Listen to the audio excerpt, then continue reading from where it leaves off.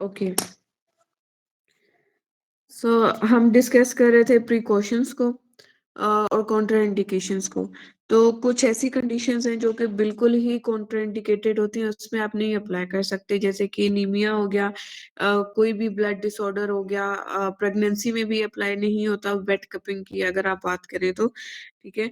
और dry cupping भी अगर आप अप्लाई करें तो आपको थोड़ी सी प्रिकॉशनरी मेजर्स लेने पड़ते हैं, क्योंकि कुछ ऐसे मसल्स हैं जिस पे आप अप्लाई कर सकोगे, कुछ पे नहीं कर सकते, ठीक है।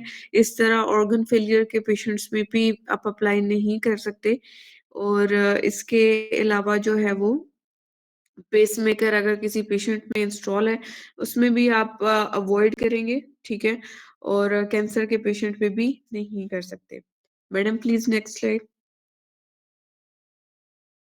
ओके, अब आपके पास सेफ्टी रिकमेंडेशंस आ जाती हैं कि अगर आप अप्लाई कर रहे हैं, क्योंकि हमने कहा था कि हमें साइड इफेक्ट्स में इन्फेक्शन वगैरह मिल सकता है, तो इन्फेक्शन से बचने के लिए आपने पहले जो पेशेंट की स्किन है उसको एंटीसेप्टिक से पहले आपने बिल्कुल क्लीन एंड क्लियर कर लेना है, ठीक है। उसके बाद आपने कपिंग अप्लाई करनी है, और जब आप अप्लाई कर लें उसके बाद भी आप एक दफ़ा एंटीसेप्टिक कोई भी ऑइंटमेंट वगैरह या कोई भी जो जिस तरह से पायोडीन वगैरह होती है या अल्कोहल वगैरह होता है, तो आप उससे जो है उसको एक दफ़ा साफ कर दें। सेकेंडली आप पेशेंट को एजुकेट करें, पेशेंट को ये बताएँ कि जब आपने ये अप्लाई करना है तो आपने सफाई का ख़ास ख़्याल रखना है। ऐसा ना हो कि अप्लाई करने के बाद वो कोई डर्टी शर्ट पहन ले, तो उसके उससे भी उनको इन्फेक्शन के चांसेस हो सकते हैं, ठीक है। तो उन्होंने बिल्कुल नीट एंड क्लीन शर्ट पहने, और जो एक सिंपल कॉटन शर्ट होती है ना, इट्स बेटर कि वो पहन लें, ताकि उससे जो है वो उनकी वो ज़्यादा टाइट भी ना हो, ज़्यादा हार्ड भी ना हो, और वो एक सॉफ्ट सी टेक्सचर की हो, जिससे जो है ना वो एयर भी easily pass in and out हो सके, ठीक है। इसके अलावा जो है वो आपका जो इंस्ट्रूमेंट्स हैं वो प्रॉपर्ली स्टेरिलाइज़ होने चाहिए, ठीक है। होता तो ये है कि आप जो है ना वो डिस्पोजेबल यूज़ करें, यानी आपने एक पेशेंट पे यूज़ कर लिया तो आप दूसरे पेशेंट पे वही मटेरियल इस्तेमाल नहीं करें। बट अगर आप कर रहे हैं तो आपका जो ऑपरेटर्स है वो बिल्कुल स्टेरिलाइज़्ड होना चाहिए, ठीक है। आपको जो प्रैक्टिशनर है उसके लिए ये ज़रूरी है कि उसको टेक्नीक अप्लाई करने आनी चाहिए, और साथ में जो है ना उसको जो मसल की एनाटॉमी है वो प्रॉपर्ली पता होनी चाहिए, ताकि वो एग्ज़ैक्टली मसल्स को ही टारगेट करे। ठीक है? तो एट द एंड मैं आप सबको ये सजेशन दूँगी कि जो डॉक्टर मरियम की तरफ से जो एक मास्टर क्लास ऑर्गेनाइज़ की जा रही है, आप उसमें पार्टिसिपेट करें, अपने आप को रजिस्टर कराएँ उसमें। क्योंकि देखिए सिर्फ़ हिजामा ही कपिंग थेरेपी नहीं होती, कपिंग थेरेपी के अंडर और भी बहुत सारी टाइप्स हैं, जो कि बेसिकली रिलेट ही फिज़ियोथेरेपी से करती हैं, ठीक है? और फिज़ियो अभी जैसे हमने डिफरेंट सिस्टम्स भी बात की, रिस्पायरेटरी पे अगर आप बात करें तो ये कार्डियोपल्मोनरी फिजियोथेरेपिस्ट के लिए बहुत इंपॉर्टेंट है। अगर आप मस्कुलोस्केलेटल सिस्टम की बात करें तो that will belongs to musculoskeletal, orthopaedic, neuro, any anyone, ठीक है? ये भी सबके साथ है। सीएनएस है, सेंट्रल नर्वस सिस्टम पे जिस तरह से ये काम कर रहा है, तो ये सिस्टम सारे फिजियोथेरेपिस्ट से ही रिलेट कर रहे हैं। तो अगर आप ये एक कंसर्न माना जाता है कि हिजामा is not related to physio, but cupping therapy is totally related to physiotherapy and the physiotherapist. Thank you so much.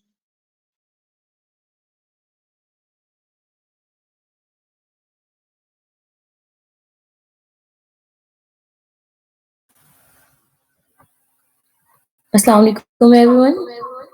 Am I audible to you? Okay, great. So let's get started. तो मेरा सबसे पहले start करने से पहले मेरा आप सबसे क्वेश्चन है कि कुछ फिजियोथेरेपिस्ट अपोज करते हैं ड्राई नीलिंग और कपिंग थेरेपी को, तो वो क्यों करते हैं? कोई मुझे इसका जवाब देना चाहता है? इट्स ओके आप टेक्स्ट पे भी मुझे बता सकते हैं।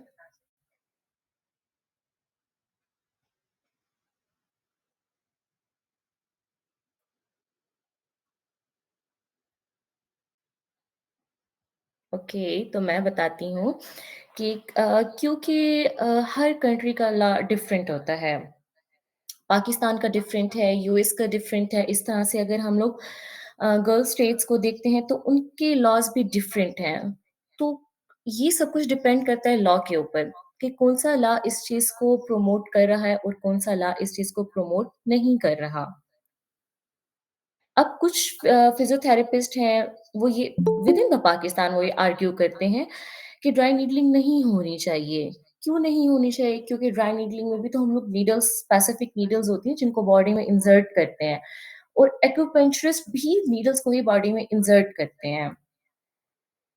तो सबसे पहले हम इसके कुछ पॉइंट्स को देखेंगे कि स्कोप ऑफ प्रैक्टिस क्या कहती है। तो dry needling is something else and acupuncture is something else. लेकिन कुछ लोग इन दोनों को आपस में रिलेट कर देते हैं, तो जिसकी वजह से वो ये कहते हैं कि ड्राई नीडलिंग जो है वो एक एक्यूपेंचर की एक एडवांस टेक्नीक है। उसमें भी हम लोग बॉडी में नीडल्स को इंसर्ट करते हैं ड्राई नीडलिंग में भी और जब हम लोग एक्यूपेंचर करते हैं तो उसमें भी हम लोग नीडल्स को बॉडी में इंसर्ट करते हैं to treat pain and certain dysfunctions. तो फिजियोथेरेपिस्ट ये कहते हैं कि अगर जो भी फिजियोथेरेपिस्ट या जो भी प्रैक्टिशनर ड्राई नीडलिंग कर रहा है, तो उनका मानना ये है, वो एक्यूपेंचरिस्ट की फील्ड में इंटरफेयर कर रहे हैं, which is both legally and professional unethical है, आप इसको नहीं कर सकते हैं। सेकेंडली अगर हम डिस्कस करें सेफ्टी रिस्क के, तो जैसे कि डॉक्टर फारिया ने कहा कि हाइजीन का होना बहुत इम्पोर्टेंट है। अगर आप प्रॉपर हाइजीन नहीं यूज़ करते, तो उसकी वजह से काफ़ी इश्यूज़ क्रिएट हो जाते हैं। जैसे कि जब ड्राई नीडलिंग हो जाती है, तो उसके बाद कहीं न कहीं सोरनेस देखने को मिलती है, ब्लीडिंग स्टार्ट हो जाती है, हेमाटोमा हो जाता है, समटाइम्स फेंटिंग होती है और इन्फेक्शन के रिस्क भी होते हैं। क्यों? क्योंकि जब आप प्रॉपर हाइजीन नहीं करते, तो ड्यू टू हाइजीन ना होने की वजह से ये इश्यूज़ क्रिएट होते हैं। अच्छा, उसके अलावा आपको पता है कि हमारी बॉडी में माइन्यूट कैपिलरीज़ भी होते हैं, तो उसके लिए इन इन सब की प्रॉपर सेफ्टी के लिए हमें एनाटॉमी का पढ़ना बहुत ज़रूरी है। जैसे कि डॉक्टर नवेरा ने कहा, डॉक्टर राबिया ने कहा कि एनाटॉमी का पढ़ना बहुत ज़रूरी है। जब तक हम एनाटॉमी प्रॉपर नहीं पढ़ेंगे, हमें क्या पता कि कहाँ पर कौन-सी कैपिलरी जा रही है, कहाँ पर कौन-सी नर्व जा रही है।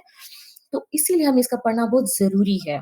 और बहुत ही रेयर केसेस में निमोथोरिक्स भी देखने को मिलता है। तो इसलिए पेशेंट को एजुकेट करना भी बहुत ज़रूरी है। जिसकी वजह से ज़्यादातर फिज़ियोथेरेपिस्ट इस बात को अपोज़ करते हैं कि प्रैक्टिशनर्स नहीं बताते अपने पेशेंट्स को कि हम ये टेक्नीक करने लगे हैं और ये कितनी इफ़ेक्टिव है और ये कितनी इफ़ेक्टिव नहीं है। तो प्रॉपर उनको गाइड ना करने की वजह से बहुत से इश्यूज़ क्रिएट होते हैं। उसके अलावा अगर हम रेगुलेशन की या वेरिएबल ट्रेनिंग की बात करें, तो फॉर एग्ज़ाम्पल हम बात करते हैं यूनाइटेड स्टेट्स की, तो यूनाइटेड स्टेट्स में न्यूयॉर्क, हवाई, तो ये यहाँ पर फिज़ियोथेरेपिस्ट को अलाउ नहीं है ड्राई नीडलिंग करना, राइट? जबकि पाकिस्तान में फिज़ियोथेरेपिस्ट को अलाउ है ये करना। अब यहाँ का अगर कोई फिज़ियोथेरेपिस्ट यूएस में जाता है, जो कि यहाँ से ऑलरेडी ट्रेन्ड है, सर्टिफाइड ड्राई नीडलिंग भी की हुई है उन्होंने और कपिंग भी की हुई है। बट वही अगर यूएस में जाता है तो वहाँ पर उसको इस तरह के इश्यूज़ फेस करने को मिलते हैं। क्यों? क्योंकि वहाँ के लॉ डिफरेंट हैं। उसके अलावा अगर हम बात करें इनसफिशिएंट या इनकंसिस्टेंट एविडेंस की, तो रिसर्चर्स का ये मानना है कि बहुत सी रिसर्चर्स ये कहती हैं कि जो ड्राई नीडलिंग है वो मस्कुलोस्केलेटल कंडीशन के लिए इफेक्टिव तो है बट शॉर्ट टर्म के लिए है। अगर हम लॉन्ग टर्म की बात करें तो लॉन्ग टर्म में ये इफेक्टिव नहीं है अकॉर्डिंग टू रिसर्चर्स और रिसर्चर्स हुई भी इसके ऊपर बहुत कम है due to lack of researchers. तब भी यहाँ पर ये अपोजिशन की बात आती है और यहाँ पर बहुत सी डिबेट्स चलती हैं। उसके बाद अगर हम एथिकल की बात करें या एथिकल इन्फॉर्म्ड कंसेंट की बात करें, तो मैंने जैसे आपको बताया कि अक्सर फिज़ियोथेरेपिस्ट क्या करते हैं कि वो टोटली रिलाई ही ड्राई नीडलिंग पे करते हैं कि बस हमने ड्राई नीडलिंग करनी है, इसके अलावा हमने पेशेंट को कोई ट्रीटमेंट नहीं देनी, जबकि पेशेंट खुद कहते हैं कि हमें इसके अलावा भी कुछ ट्रीटमेंट दें। क्योंकि ये शॉर्ट टर्म के लिए है और पेशेंट हमारे पास आता है लॉन्ग टर्म के लिए, तो हम उसको शॉर्ट टर्म ट्रीटमेंट की तरफ देकर और बस फिर पेशेंट को हम छोड़ देते हैं। तो यहाँ पर भी फिज़ियोथेरेपिस्ट इस बात को काफ़ी अपोज़ करते हैं कि जब आपके पास पेशेंट आता है, तो आप प्रॉपर उनको गाइड करें। कि ये हम आपको ट्रीटमेंट करने लगे हैं, इस ट्रीटमेंट के ये प्रोज़ एंड कॉन्स हैं और ये इतने अरसे के लिए आपकी ये ट्रीटमेंट चलेगी और हमने टोटली इसके ऊपर रिलाय नहीं करना, इसके अलावा भी हमने आपको दूसरी ट्रीटमेंट की तरफ भी लेकर जाना है। तो जिसकी वजह से जब हम ये इस तरह की बातें अपने पेशेंट्स को नहीं बताते, तो यहाँ पर हमारे पास एथिकल क्वेश्चंस राइज़ होते हैं। इसके बाद हम बात करते हैं कपिंग थेरेपी की, कि कुछ फिजियोथेरेपिस्ट कपिंग थेरेपी को भी अपोज़ करते हैं। अब वो क्यों करते हैं? क्योंकि यहाँ पर भी हमारे पास सबसे ज़्यादा यहाँ पर भी हमारे पास एविडेंसेस इतने नहीं हैं, इतने रिसर्चेस स्ट्रॉन्ग नहीं हैं कि वो इस बात को प्रूव कर सकें कि वाक़ई क्या ये लो टू मॉडरेट पेन को रिलीव करती है या वो नहीं करती है। उसके अलावा अगर हम इसकी मैकेनिज़्म की बात करें तो बहुत सी क्लिनिकल्स में या बहुत से हमारे पास रिसर्चेज़ हैं, तो उनमें प्रॉपर तरीके से इसका मैकेनिज़्म को डिफ़ाइन नहीं किया गया। जिसकी वजह से हमारे पास बहुत से इश्यूज़ तब भी क्रिएट होते हैं क्योंकि हमारे पास हाई क्वालिटी रिसर्चेज़ नहीं हैं, तो हाई क्वालिटी रिसर्चेज़ ना होने की वजह से हमारे पास कपिंग थेरेपी में भी हमारे पास यही कंसर्न्स डेवलप होते हैं। उसके अलावा कहीं-कहीं पर इसके एडवर्स इफ़ेक्ट्स भी देखने को मिले हैं, उसके अलावा इन्फेक्शन के रिस्क भी देखने को मिले हैं, स्पेशली वेट कपिंग में। चूँकि जब वही बात है कि जब आप पेशेंट को गाइड नहीं करते, तो उसको गाइड ना करने की वजह से जब आपने एक पेशेंट फॉर एग्ज़ाम्पल आपके पास आया और आपने उनको वेट कपिंग की है या आपने उसको ड्राई कपिंग की है, उसके बाद उनको कुछ न कुछ उसके साइड इफ़ेक्ट्स देखने को मिले हैं और आपने जब पेशेंट को गाइड नहीं किया, पेशेंट तो परेशान होके दूसरी दफ़ा आते ही नहीं है फिज़ियोथेरेपिस्ट के बाद पास आते ही नहीं है। क्यों नहीं आता वो कि वो ये समझते हैं कि हमें डॉक्टर ने तो और ही ज़्यादा खराब कर दिया। हम इनके पास ठीक होने के लिए आए, इन्होंने हमें ज़्यादा खराब कर दिया है। तो ये सारे क्वेश्चंस अराइज़ होते हैं, तो कुछ फिज़ियोथेरेपिस्ट इसको अपोज़ करते हैं और कुछ इसके फ़ेवर में भी हैं। उसके बाद अगर हम कल्चरल की बात करें या प्रोफ़ेशनल लेटिमेसी की बात करें, तो कुछ फिज़ियोथेरेपिस्ट ये कहते हैं कि ट्रेडिशनल मेडिसिन्स है। नो डाउट जैसे कि मैंने एक्यूपेंचर की बात की, तो एक्यूपेंचर हमारे पास एक चाइनीज़ मेडिसिन है। लेकिन वो और ड्राई नीडलिंग है डिफरेंट, लेकिन लोग ये समझते हैं कि ये दोनों एक ही चीज़ है। तो यहाँ पर भी हमारे पास कल्चरल भी डिफरेंस आ जाता है। अब कल्चरल डिफरेंस की अगर हम स्पेसिफिकली बात करें तो बीइंग अ मुस्लिम हमारा एक एक पर्दे का निज़ाम है यहाँ पर, राइट? अब फ़ॉरेन में क्या है कि फ़ॉरेन में भी आप पेशेंट से बाकायदा कंसेंट लेते हैं कि हम क्या आपकी शर्ट रिमूव कर लें? क्योंकि हमने कपिंग थेरेपी करनी है। जहाँ-जहाँ फ़ॉरेन में ये अलाउ किया जाता है। इसी तरह से पाकिस्तान में भी हम क्या करते हैं कि हम पेशेंट से कंसेंट लेते हैं और डायरेक्ट उनको कहते हैं कि जी प्लीज़ रिमूव योर शर्ट। तो पेशेंट सबसे पहले परेशान हो जाते हैं कि डॉक्टर मुझे क्यों कह रहा है? तो बाकायदा तौर पे हमें उसका कंसेंट लेना पड़ता है। तो यहाँ पर हमारा कल्चरल डिफरेंस आ जाता है। तो यहाँ पर भी फिज़ियोथेरेपिस्ट इस बात को काफ़ी अपोज़ करते हैं कि जहाँ पर कल्चरल डिफरेंस है तो बस फिर हम इसको टोटली ही साइड पे कर दें और हम करते ही नहीं हैं। तो आप मुझे बताएँ कि क्या वाक़ई ये कंसर्न्स वैलिड हैं या नहीं हैं? Anyone please?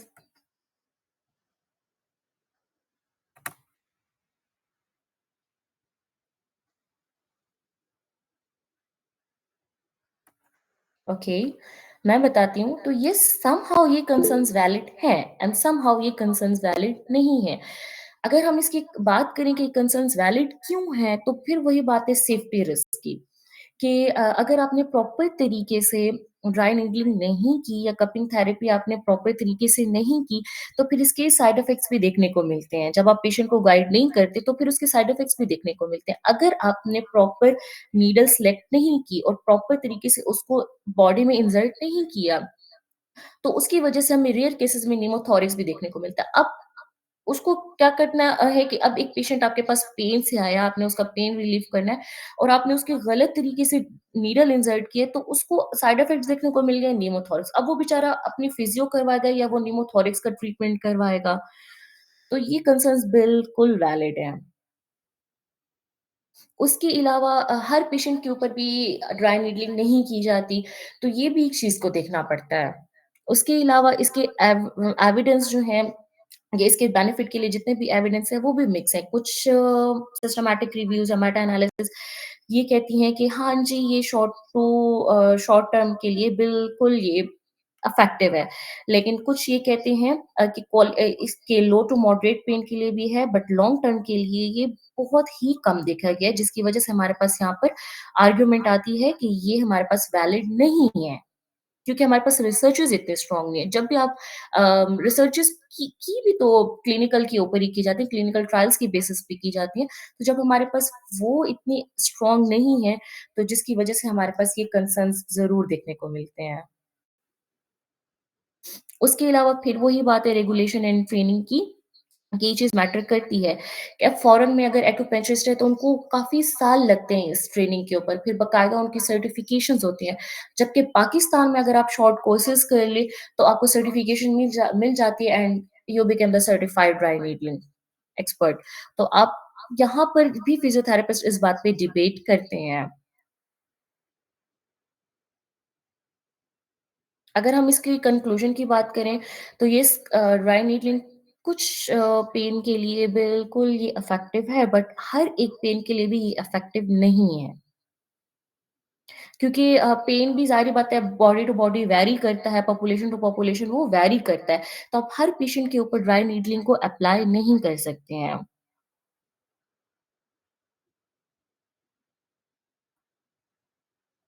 अगर हम कपिंग थेरेपी को भी कंक्लूड करें, तो कपिंग थेरेपी हमारे पास शॉर्ट टर्म पेन रिलीफ के लिए होती है, मसल टाइटनेस के लिए होती है और अगर इसको हम प्रॉपर एक एनवायरनमेंट में हम इसको परफॉर्म करें तो येस क्योंकि हमने इसके अलावा भी बाकी चीज़ों को हाइजीन को भी देखना पड़ता है, पेशेंट को भी देखना पड़ता है कि क्या पेशेंट भी हमें उस चीज़ के लिए अलाउ कर रहा है या नहीं कर रहा।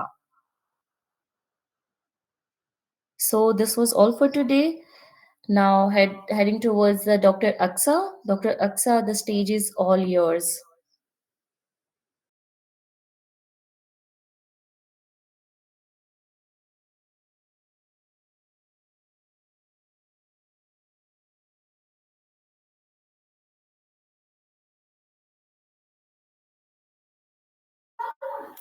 अस्सलाम वालेकुम everyone.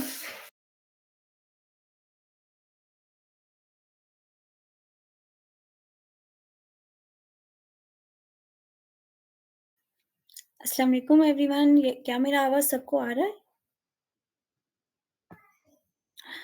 Welcome to cupping therapy master classes.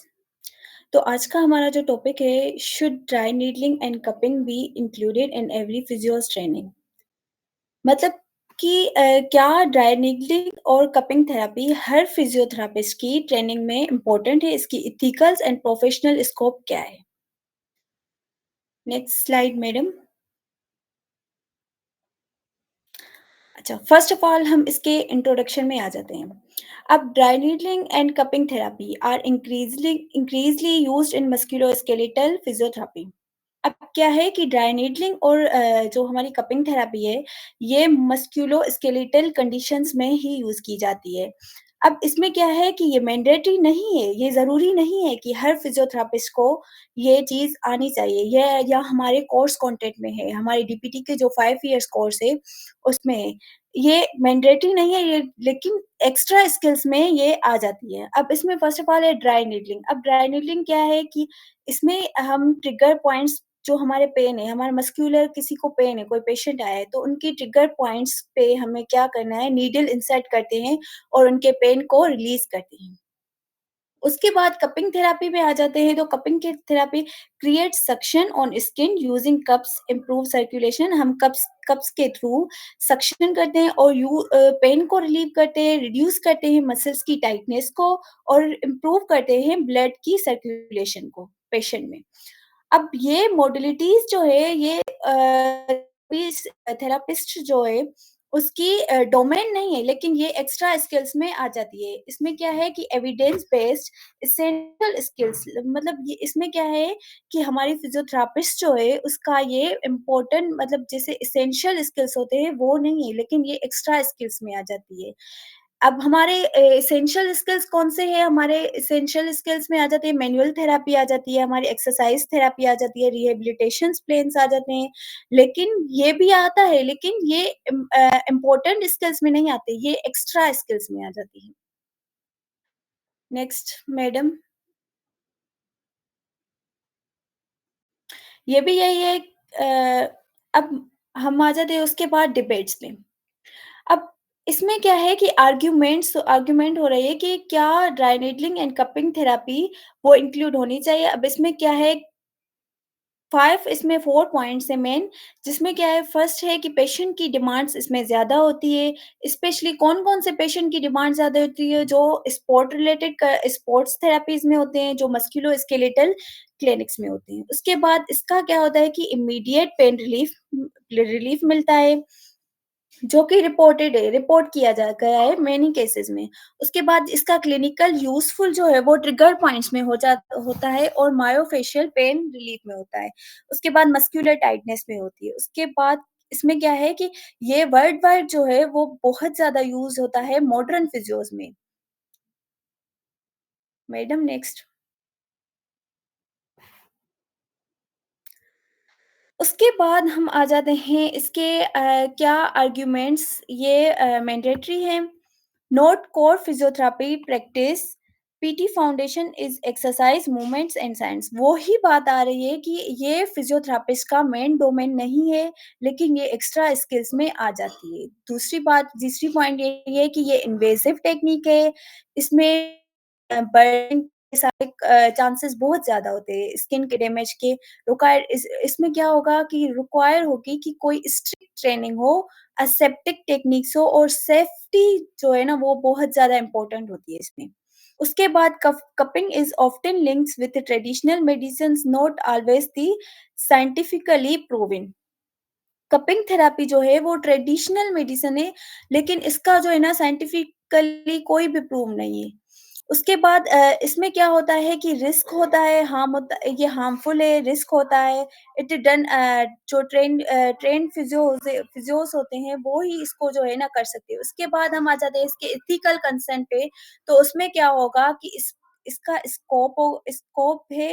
अब एथिकल कंसर्न्स में आ जाते हैं तो इसका स्कोप, कंसेंट और ओवर यूज़ कॉमर्शियल यूज़ ये सारी चीज़ें आ जाती हैं। नेक्स्ट में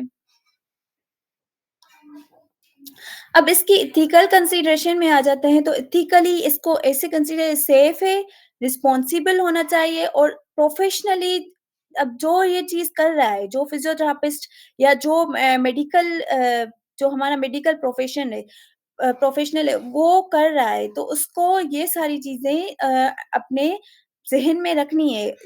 इन सारी चीज़ों को रख के फिर ही करनी है और पेशेंट को भी बताना है कि ये चीज़ हो सकती है, इसका ये रिस्क है। अब फ़र्स्ट ऑफ ऑल इसमें पेशेंट की सेफ्टी जो है वो मोस्ट इम्पोर्टेंट होती है। अब इसमें क्या है कि ड्राई नीडलिंग में क्या-क्या होगा कि पेनिट्रेटिंग है क्योंकि हम नीडल्स इंसर्ट कर रहे हैं स्किन में, तो इसमें क्या होगा कि न्यूमोथोरेक्स के चांसेस ज़्यादा होते हैं, ब्लीडिंग के, इन्फेक्शन के और नर्व की इंजरी के चांसेस बहुत ज़्यादा होते हैं। उसके बाद हम कपिंग थेरेपी पे आ जाते हैं, तो उसमें क्या होगा बर्न्स, फायर्स, स्किन डैमेज और ब्रूजिंग, इन्फेक्शन इन सारी चीज़ों के चांसेस बहुत ज़्यादा होते हैं। तो टेक्निक्स इसके अकॉर्डिंगली ही करनी है और ट्रेन्ड फिजियोथेरेपिस्ट हो, वो ही इस चीज़ को अप्लाई कर सकता है, वो ही इस चीज़ को कर सकता है। Ma'am next.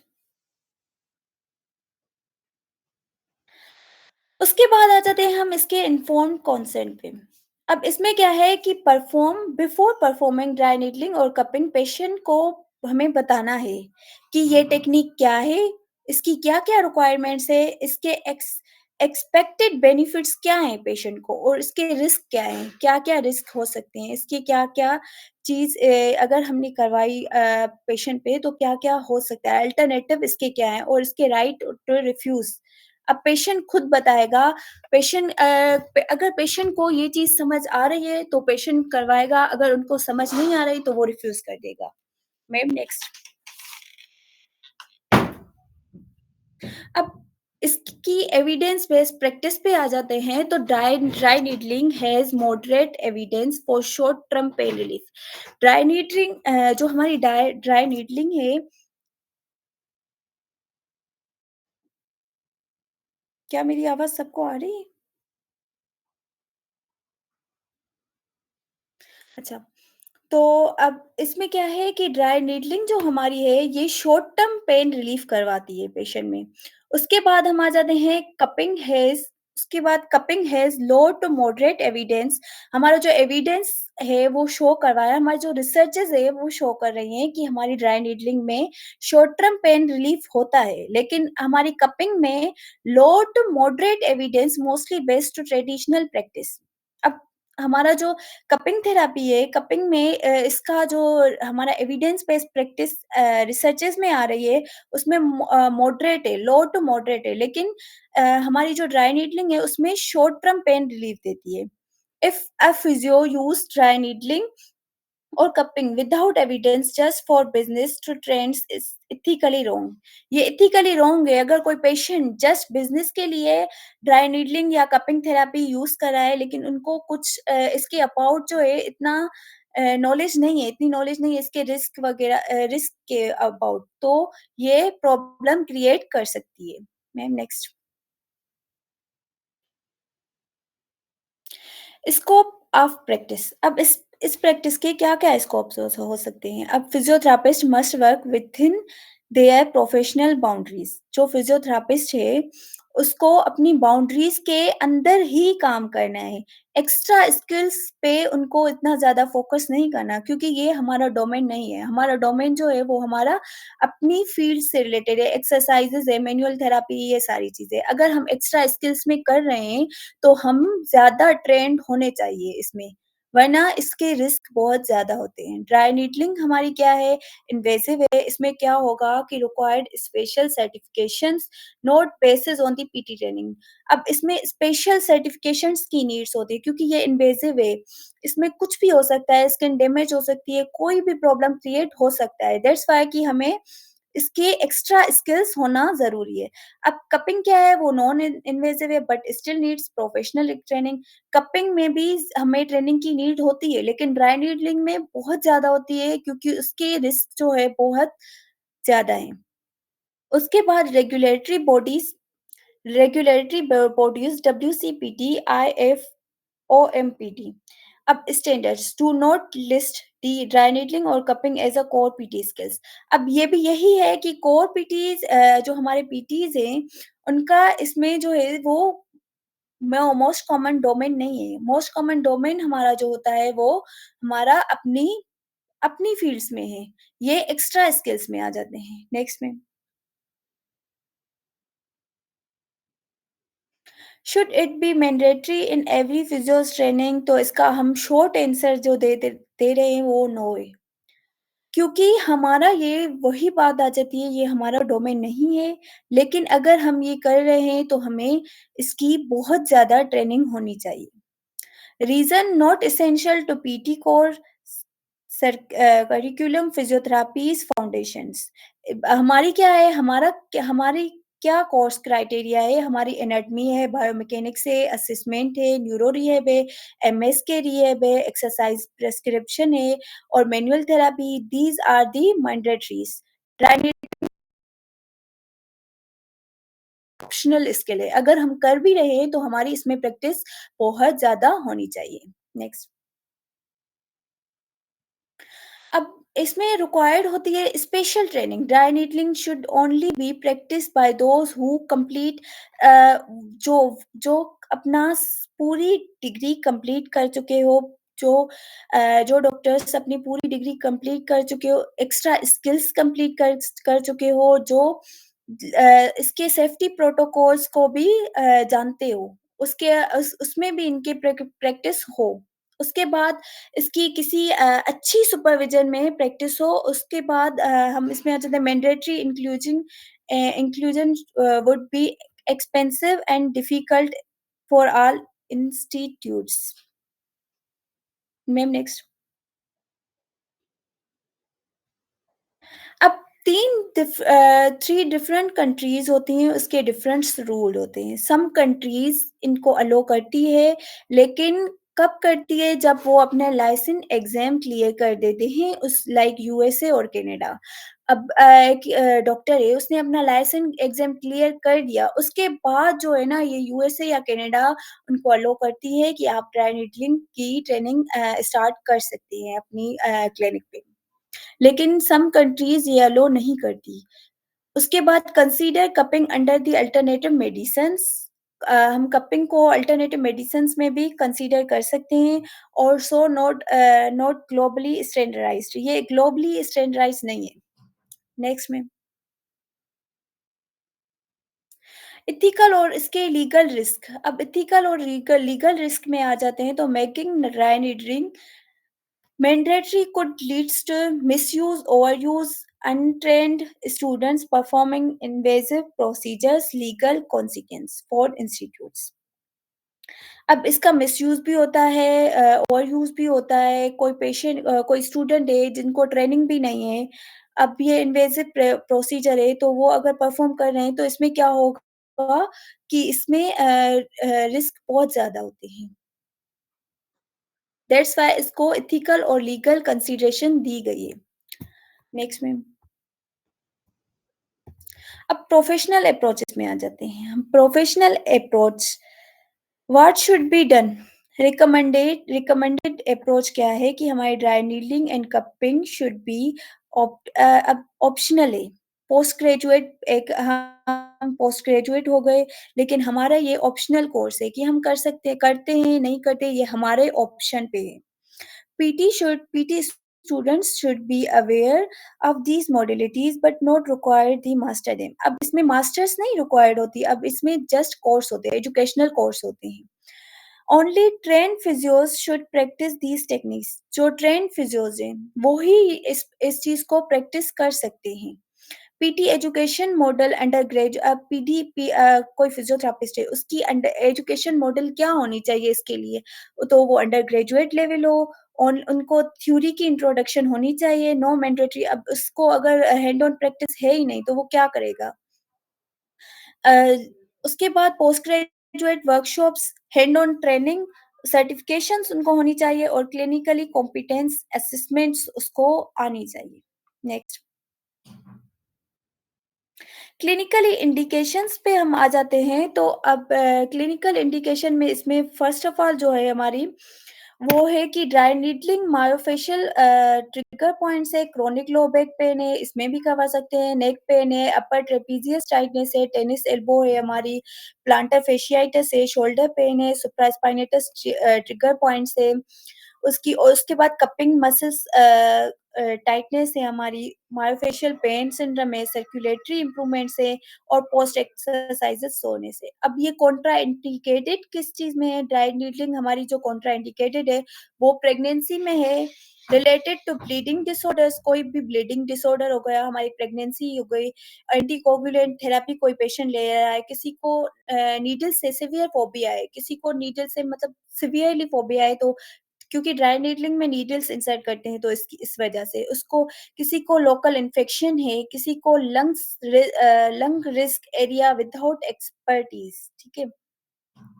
अपर ट्रैप्स और सेरेटस एंटीरियर्स, उसके बाद कपिंग हम किसमें करवाएँगे? ओपन वुंड है, कोई एक्टिव इन्फेक्शन है किसी को, किसी की ऑपरेशन वगैरह हुई हुई है, सर्जरी वगैरह हुई है, उसके बाद स्किन की हाइपर सेंसिटिविटी है किसी को, तो उसमें भी हम नहीं करवाएँगे कपिंग थेरेपी। ब्लीडिंग डिसऑर्डर है किसी को, क्योंकि हम कप्स अप्लाई करते हैं तो सर्कुलेशन को इम्प्रूव करने के लिए, तो क्या होगा कि उसमें से ब्लड का फ्लो जो है वो या तो ज़्यादा हो जाएगा या तो कम हो जाएगा, जिसकी वजह से क्या होगा कि हम किसी भी हाइपरटेंसिव पेशेंट में अप्लाई ये सारी चीज़ें नहीं करेंगे।